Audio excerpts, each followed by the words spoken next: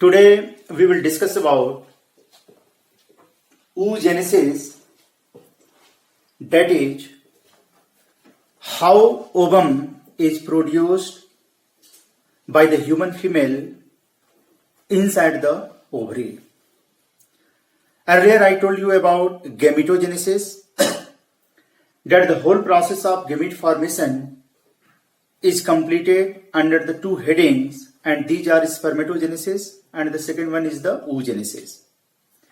Spermatogenesis is already completed. Now the second one is the oogenesis. What is oogenesis? Oogenesis is the process of the production of ovum inside the female ovary. Inside the female ovary, so many germ cells are present, and these germ cells, they are responsible for the production of ovum.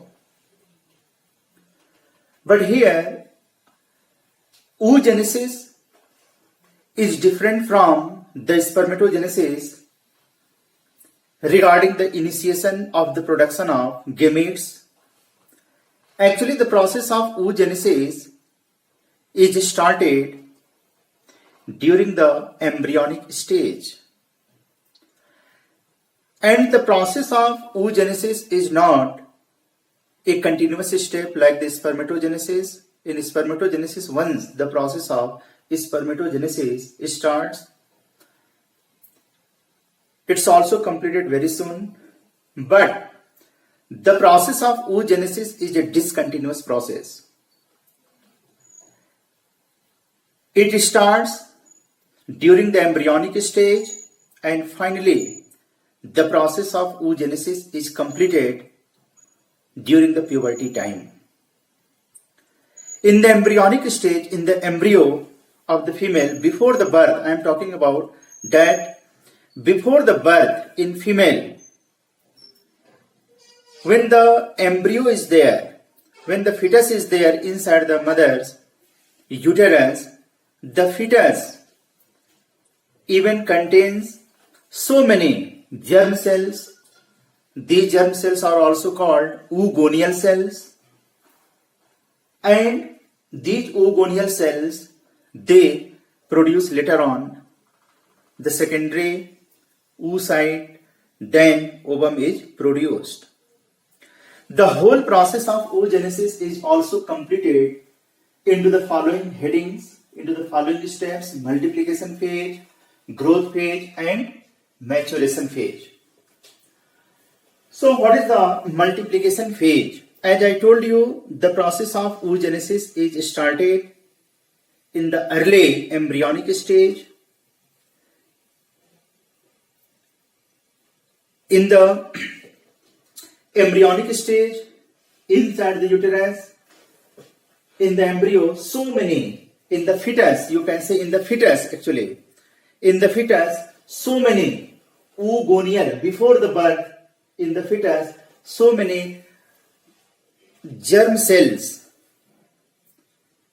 are present, and these germ cells are known as oogonia.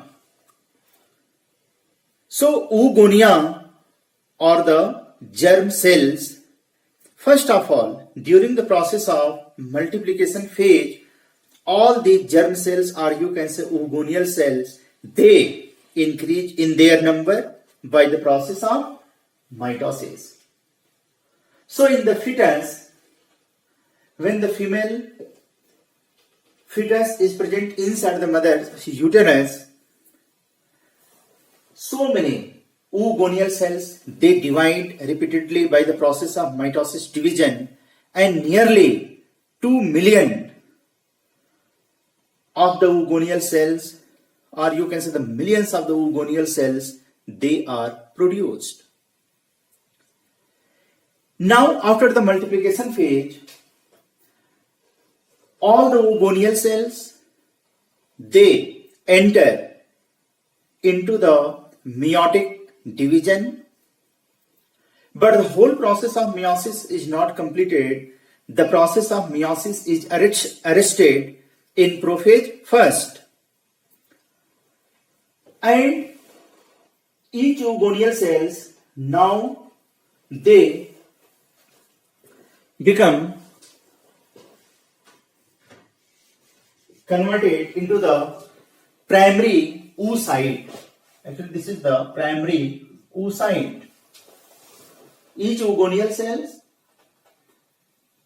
become enlarged, or it enlarges in size. It is called primary oocyte. And each primary oocyte inside the fetus is further surrounded by so many granulosa cells, so many follicle cells.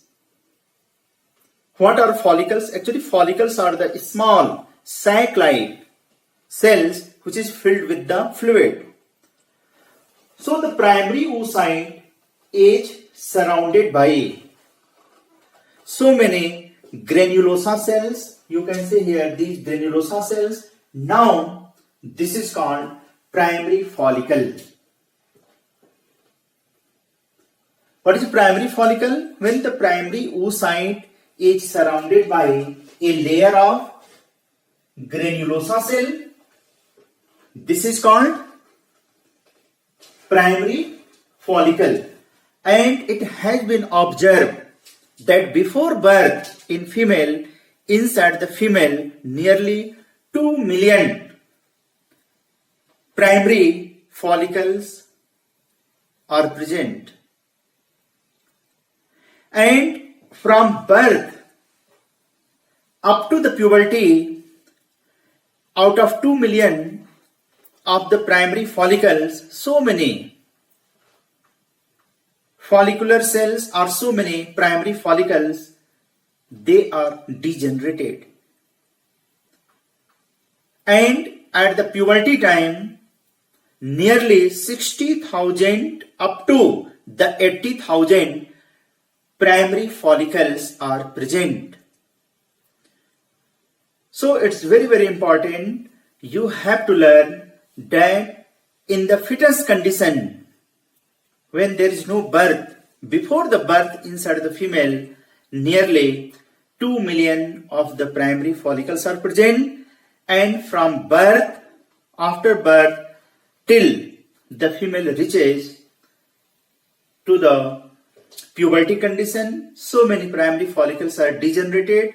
And when the female reached at the puberty condition, 60,000 up to 80,000 primary follicles, they are remain inside the ovary. And these follicles, they produce the ovum, but only one follicle is selected in a particular month, and this follicle is converted into the Graafian follicle to produce the ovum. Each follicle is targeted by a particular hormone that is called FSH at the puberty, and this FSH hormone select a particular follicle which is converted into the Graafian follicle, which produces the ovum. Here the primary oocyte, as I told you, is converted into the primary follicle. What is the difference in between the primary oocyte and primary follicle? When the primary oocyte is surrounded by a layer of granulosa cells. Granulosa cells means the small follicular cells which are filled with the fluid having the sac. This is called primary follicle. Now the primary follicle is converted into the secondary follicle, means again one more layer of the granulosa cells, they may be appear on the primary follicle. Suppose this is the primary follicle, so one more layer of granulosa cells, they surround, and this is called secondary follicle. Now the secondary follicle at the puberty, again it is converted into the tertiary follicle, and the tertiary follicle having a cavity. You can see here, observe, this cavity is called antrum. So I have written here tertiary follicle showing antrum. In the tertiary follicle stage, the primary oocyte undergoes into the first meiotic division to produce two unequal cells. The very small cell, this is called first polar body, and this big cell, this is called secondary oocyte. What is the ploidy of these cells? All these cells are diploid in nature. The primary oocyte is also diploid in nature, but the polar body and secondary oocyte, both the cells, they are haploid in nature. Here, if the number of chromosomes are 46, the polar body having 23, and here also 23. It is haploid in nature. Because the primary oocyte undergoes into the first meiotic division to form these two haploid cells and these two unequal cells. Here the cells are not equal. These two unequal cells, the smaller one is called first polar body and the bigger one is called secondary oocyte. And actually the process of ovulation, it is very, very important. The process of ovulation in human female takes place in the secondary oocyte stage. Still here, the process of meiosis is arrested into the metaphase second. Generally, we discussed about the process of ovulation, that ovulation is the process of the release of ovum from ovary to the fallopian tube. But actually, that ovum is not the pure ovum. The process of ovulation takes place in the secondary oocyte stage. And this secondary oocyte stage, when it reaches into inside the fallopian tube, when it comes into the contact of the sperm, the secondary oocyte undergoes into the second meiotic division to produce again these two unequal cells. One is second polar body and this is the ovum. Then ovum fertilizes with the sperm to produce the zygote. Means this first meiotic division, it takes place in the tertiary follicle stage, but the second meiotic division, it takes place when the secondary oocyte comes into the contact of sperm inside the fallopian tube. The first polar body as well as the second polar body, they disappeared, they degenerated, and whole the cytoplasmic content, they contribute to the ovum, and the ovum, or you can say egg, it fertilizes with the sperm to produce the zygote. So this is all about the schematic diagram of oogenesis. Once again you can see that the whole process of oogenesis is completed into the following headings: multiplication, growth and maturation phase. During the process of multiplication, so many oogonial cells are produced inside the female in the fetus condition before the birth. It's very, very important that the process of oogenesis in female is not started at the puberty. It is started in the fetus stage. Before the birth, the process gets started. So, during the multiplication, so many oogonial cells are produced. After the multiplication, then the oogonial cells, they are converted into the primary oocyte. The primary oocyte is produced after in the growth stage. In the growth phase, it becomes big in size, having more dense cytoplasm also. And the primary oocyte is surrounded by a layer of the granulosa cells. Now the primary oocyte along with the granulosa cells, this is called primary follicle. The primary follicle later on, then it is converted into the secondary follicle, then tertiary follicle. In the tertiary follicle stage, the primary oocyte undergoes into the first meiotic division to produce two unequal cells. The bigger one is called secondary oocyte and the smaller one is called first polar body. The secondary oocyte, when it comes, the process of ovulation takes place in the secondary oocyte stage, and the secondary oocyte stage undergoes into the second meiotic division when it comes into the contact of the sperm. Then the second meiotic division takes place and ovum is produced, and then the process of fertilization takes place. So overall, the whole process of oogenesis in female is not a continuous process.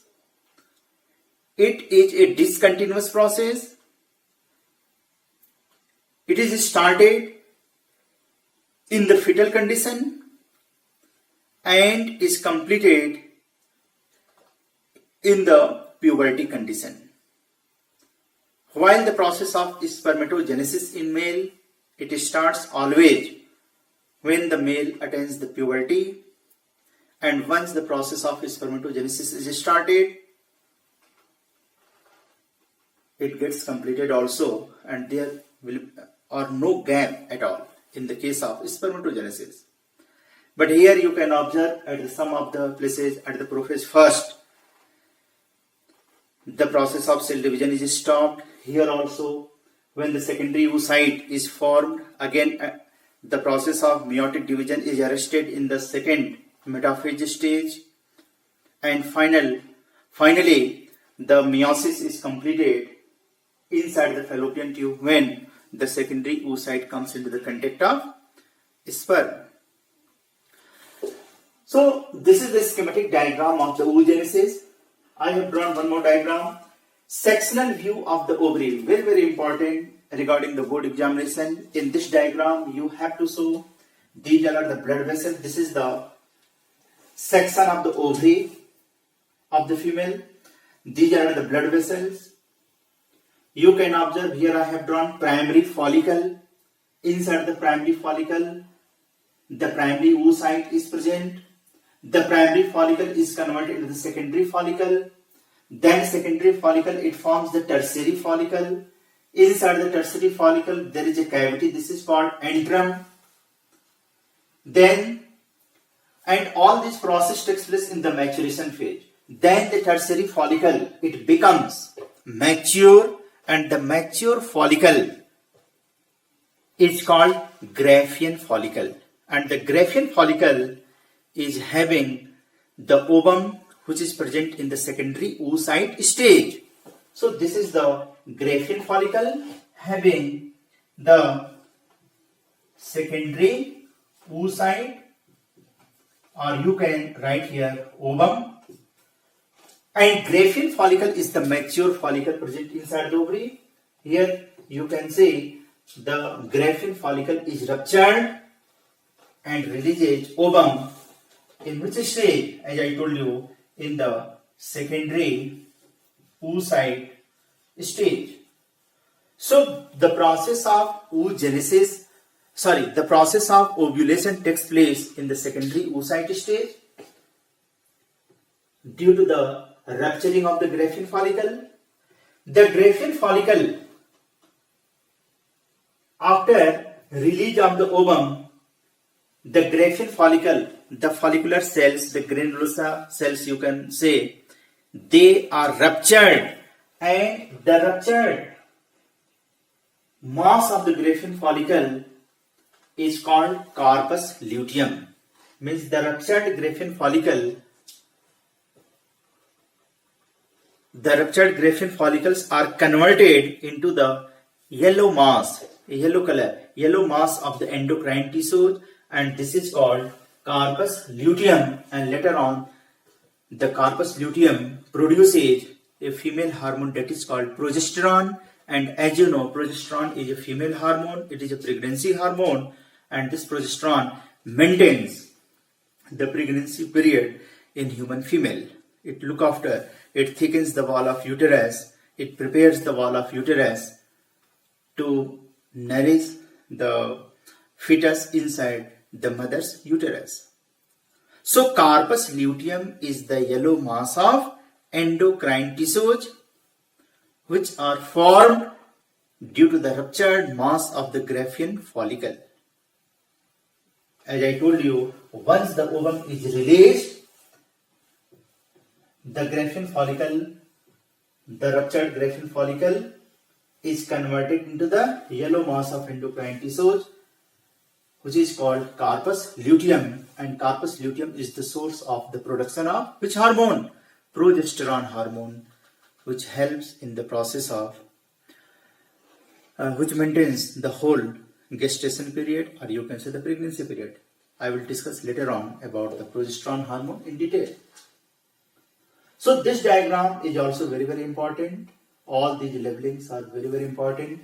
Primary follicle, secondary follicle, tertiary follicle, Graafian follicle, secondary oocyte, ovulation, then the corpus luteum. One more diagram I have drawn here. These are the structure of ovum. This diagram is not given, I think, in your NCERT, but the question is very, very important. The structure of ovum. As you know, ovum is unicellular, uninucleate, and the ovum also has the dense cytoplasm. These are the dotted structure, dense cytoplasm. The ovum is surrounded by two layers apart from the plasma membrane. Definitely there will be the plasma membrane, but apart from the plasma membrane, two more layers are there, and these two layers I have drawn here in this diagram. This structure, dark structure, is zona pellucida, and the upper layer, this is called corona radiata. Suppose this is the ovum. So just above to the ovum, the first layer is, it is called zona pellucida, and then the next layer, or you can say the outermost layer, is called corona radiata. In between the zona pellucida and the plasma membrane of the ovum, there is a gap, and this gap is called perivitelline space. It is filled with some of the fluid. It helps to prevent polyspermy. We will discuss later on. But overall, this is the structure of the ovum. That ovum is unicellular in nature, made up of a single cell, uninucleate, haploid in nature. How many chromosomes are there? Because it is a gamete, 23 number of the chromosomes. And the ovum has two layers. The outermost layer, it is called corona radiata, and the innermost layer, this is called zona pellucida. So that's all about the structure of the ovum. And as you know, the ovum is the female gamete. When the ovum or egg fuses with the sperm, it forms zygote. Then zygote develops into the embryo. Then embryo develops into the fetus. Then there is the birth of young ones. All these headings we will discuss into the embryogeny or embryonic development in human. So that's all for today. This diagram you will draw, given in your NCERT book, schematic diagram of the oogenesis. Then you will also practice to make the diagram of the sectional view of the ovary. Then the third one, the structure of ovum. All these three diagrams, I hope you will make it, you will practice it. Tomorrow I will teach you the next topic. Before you write down some of the questions as usual. Question number 1.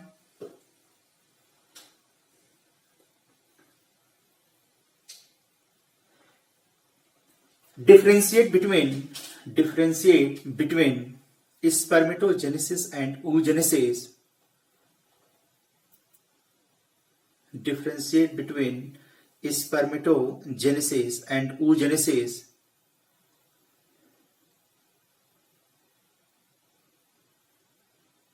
In relation to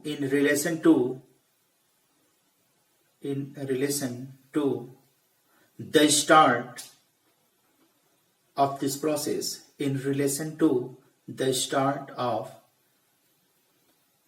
this process, means you have to write the difference then when the process gets start in male and female. Second,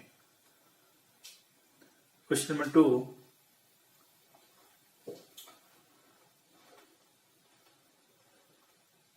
Differentiate between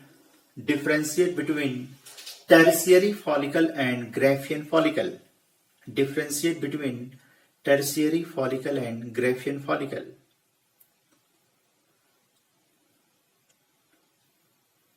Question number 3. What is the name of yellow mass of endocrine tissues? What is the name of YELLOW, yellow mass of YELLOW? What is yellow mass of endocrine tissues which are produced by the ruptured Graafian follicle? Which are produced by ruptured Graafian follicles. The next question. Make diagrams of the following. First, sectional view of ovary.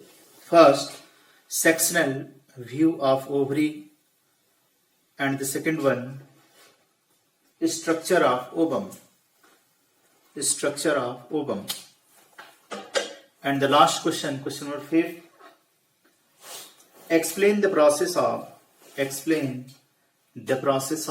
oogenesis.